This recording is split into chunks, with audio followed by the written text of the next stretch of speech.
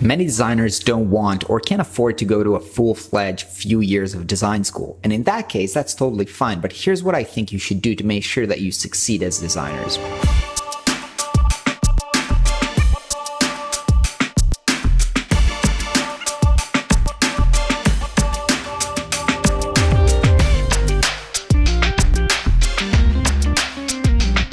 Hey everybody, what's up and welcome to another segment of Designer Mind where I share some of my insights and learning about being a good designer. And I went to design school here in Israel, one of the good design schools here in Israel, and spent 4 years learning design.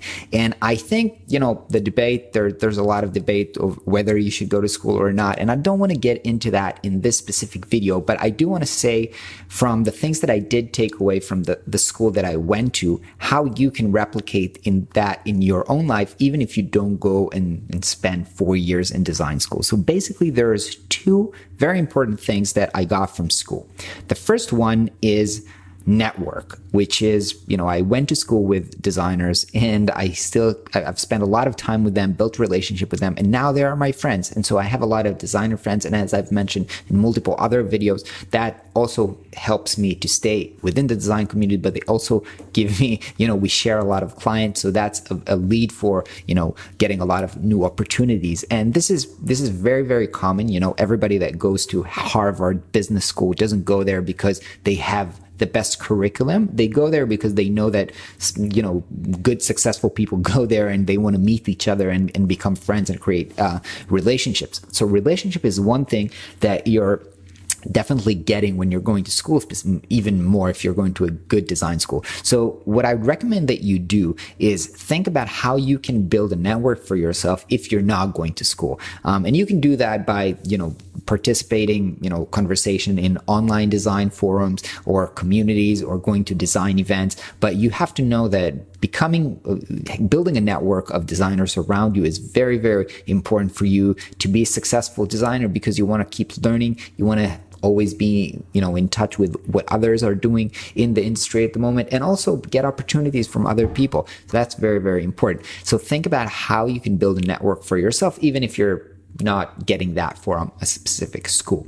Second thing which I got and I think is critical is getting feedback on your work, because the only way that you're going to improve your skills and your design sensibilities and your design thinking is by getting feedback. And I think this is something that's really, really hard for self-taught designers, because software is really, and even processes are really easy to learn online. You get great video tutorials, you get, courses, you get a lot of great ways to learn that, and you can do that by yourself. I actually learned most software by myself, not even in design school. Actually, design school was pretty obsolete in that sense.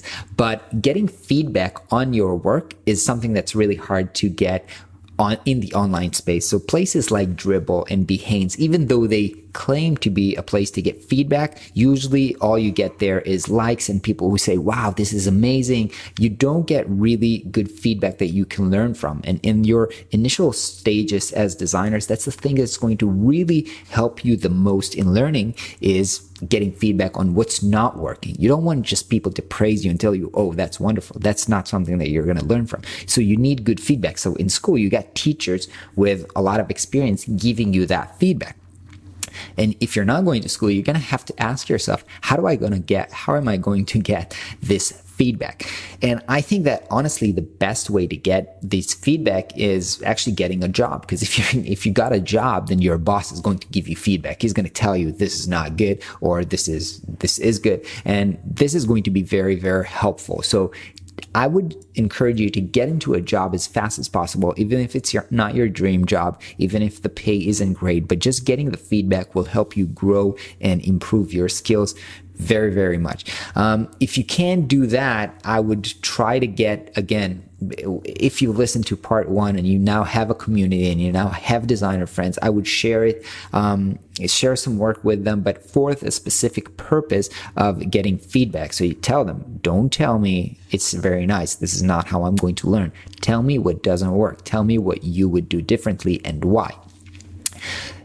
I think I want to avoid the kind of like the advice to say get a mentor or get somebody with experience to give you feedback, because this is not very likely to work.